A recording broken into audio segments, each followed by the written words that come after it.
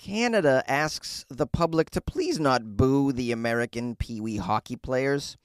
A 13-year-old boy was arrested for impersonating a doctor in an actual hospital situation. And Columbia's president says cocaine should be sold like fine wine. These are the weird stories on Weird AF News, the only daily weird news podcast. Boot it!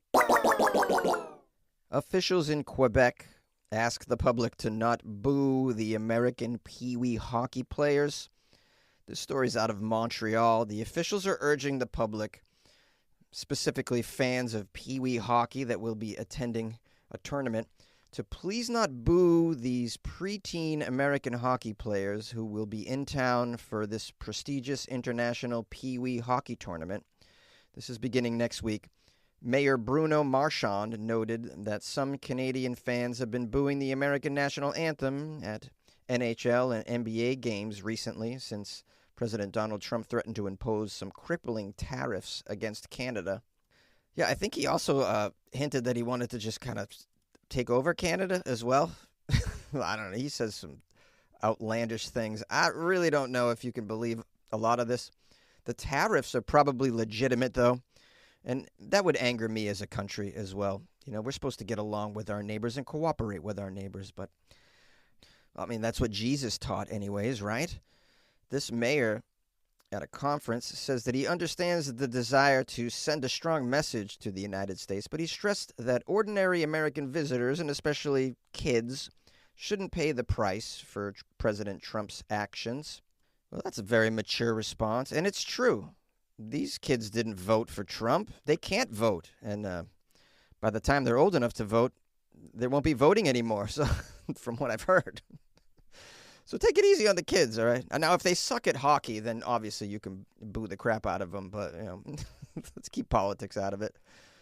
Frankly, I don't even know why we have these politics in sports, national anthems and flags and all that. This is entertainment at the end of the day, right?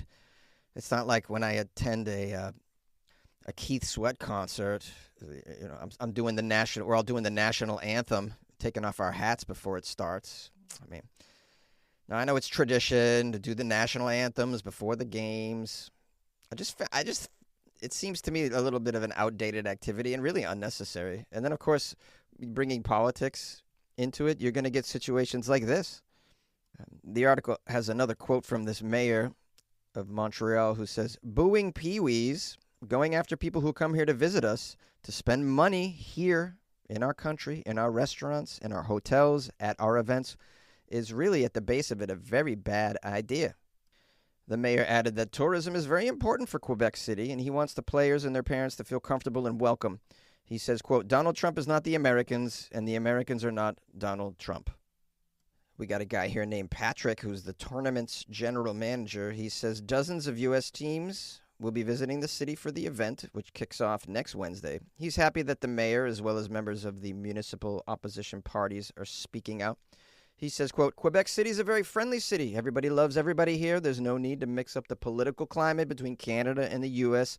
and minor hockey, and especially with the kids that are visiting from the U.S. He says that the majority of the kids are 11 and 12 years old, and they're competing in the tournament. And this, to them, represents a major life goal. Apparently, this tournament's a pretty big deal. It's in its 65th year, and the tournament welcomes 120 total teams from around the world, including Austria, Czech Republic, England, Finland, France, Slovakia, and South Korea. In recent years, the tournament made headlines for welcoming young players from war-torn Ukraine. This is obviously a big deal for youth hockey, then. This tournament sounds very popular, and it's been ongoing for decades. So, you know, it would behoove the fans to not boo the kids. If you want to boo the national anthem, I understand that. But, you know, you don't have to make the kids feel bad. The kids feel bad enough because they're playing in hockey leagues with the title Pee-wee in them, you know, which I always thought was silly. "Oh, you playing Pee-wee hockey, you little Pee-wee?" I mean, that's hard enough to be a Pee-wee in life. So I say cut them a little slack, you know. Make them feel welcome in Montreal. Give them some, what's that gravy on the fries? Oh, so good. I've been in Montreal a number of times, and every time I've had I've had too much fun, and I need to officially apologize to the city of Montreal for some of the things that I did on St. Catherine Street. For that, I should be booed. A 13-year-old boy was arrested at a hospital for impersonating a doctor. A child was arrested by the police at a hospital in the UK following reports of an individual impersonating a doctor. Witnesses claim the youngster attended the hospital on the morning of January 19th. He had scrubs and a fake ID identifying him as a doctor. Wow. What do you want to be when you grow up, little Bobby? I'm already that, so you live your dream. Now, the police were called to the Derriford Hospital in Plymouth. It has not been confirmed which part of the estate that the youngster was on, nor whether he had access to patients or medical records. Come on, I need to know this information. Like, what part of the hospital was he trying to infiltrate here? Good afternoon. I'm the head vagina doctor. Could you guys show me where the vaginas are? Hey, we got this new doctor kid. Yeah, he's very busy. He broke the daily record for chest exams. Okay, so the police were called in the morning by security at the hospital following reports from staff of a male impersonating a doctor at the hospital. They're not saying what tipped them off that this was a child. Perhaps security was concerned when they saw a doctor pound a Monster energy drink and start shooting a TikTok reel with one of the patients while saying literally, literally.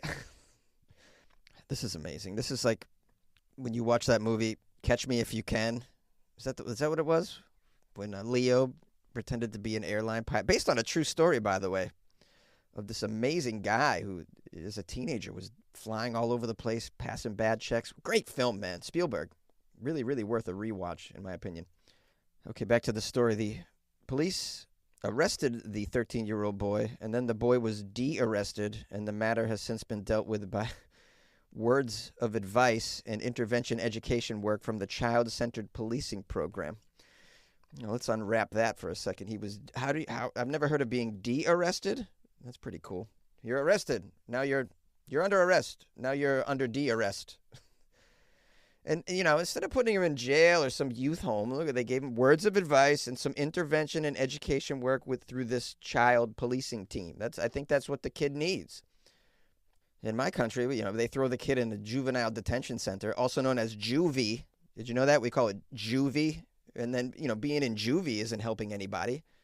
There's no rehabilitation going on. He's just going to hang out with other kids that are impersonating, firemen, drug dealers. You can just imagine.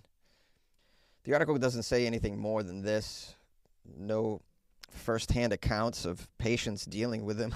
Was anyone genuinely fooled? I'm wondering. There's no photo of the kid. But maybe some kids 13 they got gray hair. I mean, we had kids with gray hair in high school, which was weird. Not many, but a couple of guys. That happens. But yeah, was any patient fooled? Like, honey, do you think there's something strange about Dr. Timmy? The way he said that my chart is fire? Or maybe, just maybe, what gave it away that he wasn't a real doctor was how he spent more than 3 minutes with his patients. Save on Cox Internet when you add Cox Mobile and get fiber-powered internet at home and unbeatable 5G reliability on the go. So whether you're playing a game at home, yes, goal, or attending one live, you can do more without spending more. Learn how to save at cox.com/internet. Cox Internet is connected to the premises via coaxial cable. Cox Mobile runs on the network with unbeatable 5G reliability as measured by Ookla LLC in the U.S. 2H 2023. Results may vary, not an endorsement. Other restrictions apply. Let's rock. The president of Colombia says cocaine is no worse than whiskey. Well, I don't know about that. I mean, I've never snorted whiskey, but I'll take his word for it. We got President Gustavo Petro. He's the president of Colombia. He claimed yesterday that cocaine is not worse than whiskey. The president made this controversial statement during a Council of Ministers meeting on illicit economies and anti-drug policies that was broadcast on national television. He argued that cocaine's status as an illegal substance stems from its production in Latin America rather than the health risks, because it's no worse than whiskey. All right, well, hey, before we pass judgment, let's hear the man out. Is he saying he's going to bring the price of cocaine down to under a shot of whiskey? Oh, man, I want to hear the policies before I judge. The president said, quote, "Scientists have analyzed this, everyone. Cocaine is no worse than whiskey." He also suggested that the global cocaine industry could be easily dismantled if the drug were legalized worldwide. He says, quote, "If you want peace, you have to dismantle the business of drug trafficking. It could easily be dismantled if they legalize cocaine in the world. It would be sold just like wine." Oh, really? Just like wine? Huh. I like that. Are you hiring for a cocaine sommelier? Because I'll apply. Pay attention to the sweet notes of maple in the after snort. The finish is explosive yet controlled, leaving the connoisseur with an elevated heartbeat and an overwhelming urge to discuss crypto. That was my impression of me on my first day of the job as a cocaine sommelier. What'd you think of that? Pretty good, right? I think I got the language down. The president also pointed out that fentanyl is killing Americans, and that is not made in Colombia. All right, buddy, you don't have to fire shots at us, okay? We're not proud of fentanyl. The president says that we should legalize the marching powder. He said it could be easily done, sold like wine. He added that the resources obtained from the legal sales of cocaine could be used to fund public policies focused on reducing the consumption of more harmful substances such as alcohol. Now, that's a tough claim because I know alcohol kills more people than anything else, but that's because so many people do it. So it's hard to say which is worse. I mean, the problem is alcohol is so normalized. And if you don't believe me, this Sunday, count how many alcohol beer commercials you're going to see during the Super Bowl. I mean, it's really out of control.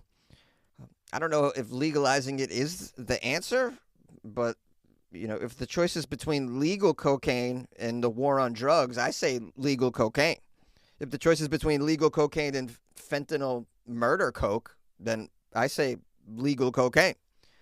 If the choice is between legal cocaine and illegal cocaine, I say the legal cocaine. If the choice is between legal cocaine and anything, I say the legal cocaine wins.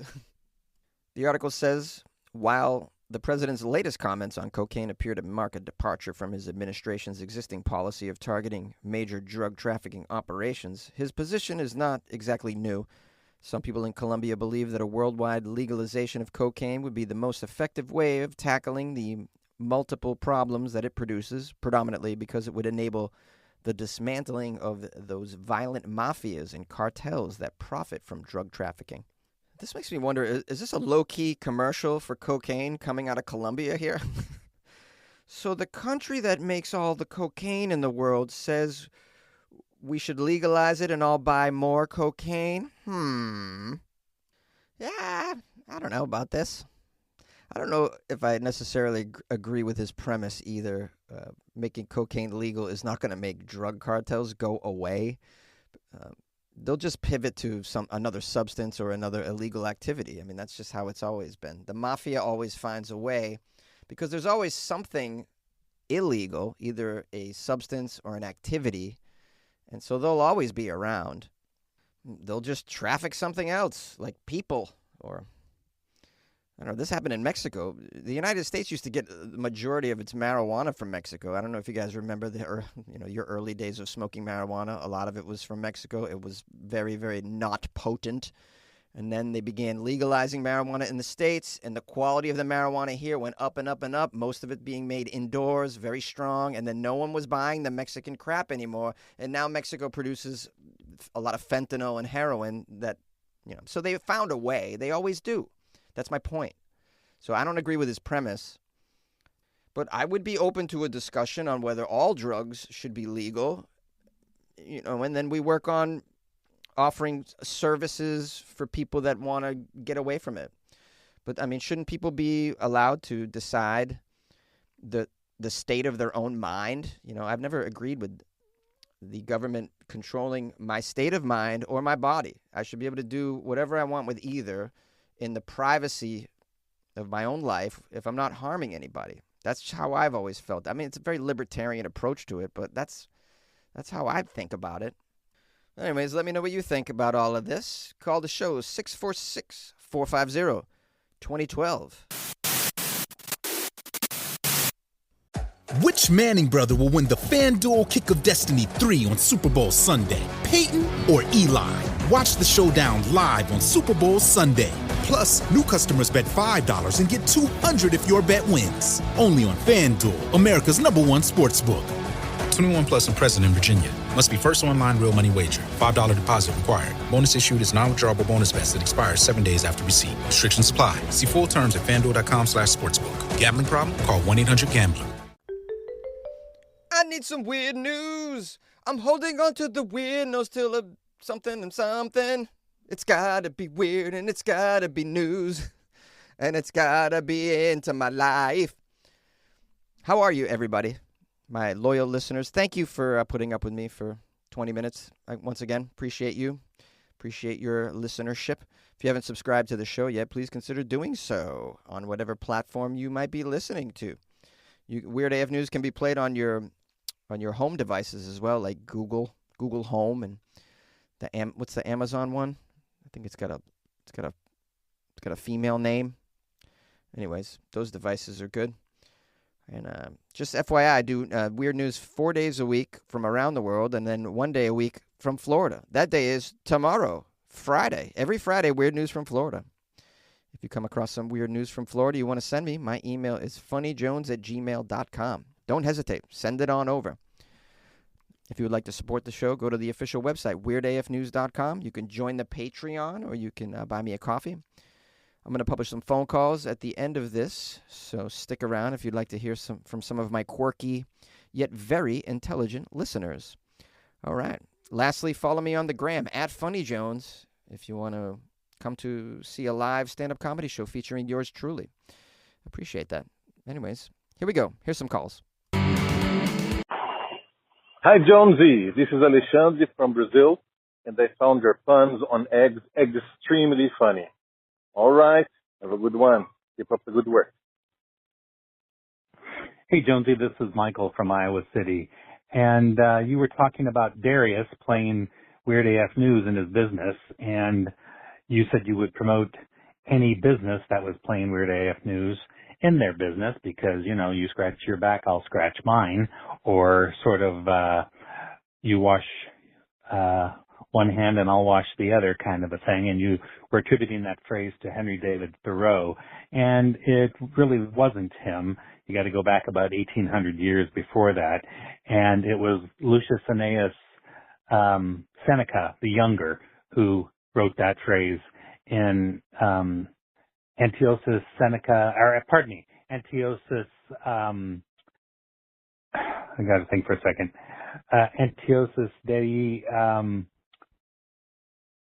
Senti, I'm getting it wrong here, Claudius, which was the pumpkification of Claudius, which refers to the great person from the Roman Empire, Claudius. And it's the translation of what I was trying to say but didn't get right was the pumpkification of Claudius, which is a satire that Seneca the Younger wrote.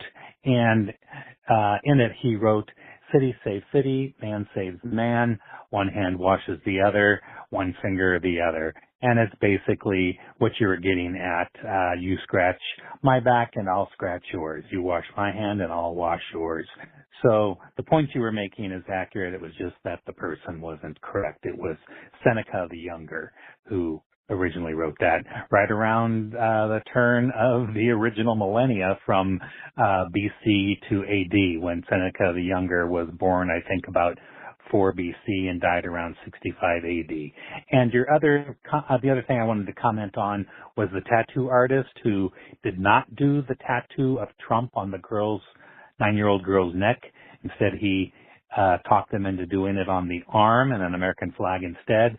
And while I do not agree with that at all, I do give him loads of credit for changing it into an American flag, which is patriotic, and at least the girl won't be walking around with a tattoo all of her life with a tattoo on her neck, which is very difficult to hide, and at least she can cover it with long sleeves, and it won't be Trump's face anywhere on her body, it's an American flag, which as long as she's anywhere in America or the world, can just be seen as being patriotic.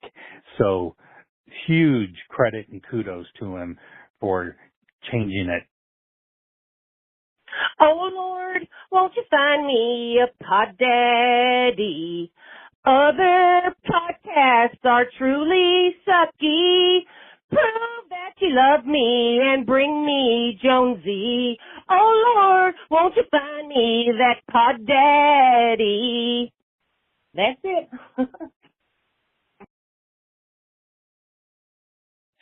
I'm tired of war and hate. Sooner or later, Pod Daddy gonna find you. America just got less fate. I'm telling you true, you need a different view. Listen to Jonesy on Weird AF News.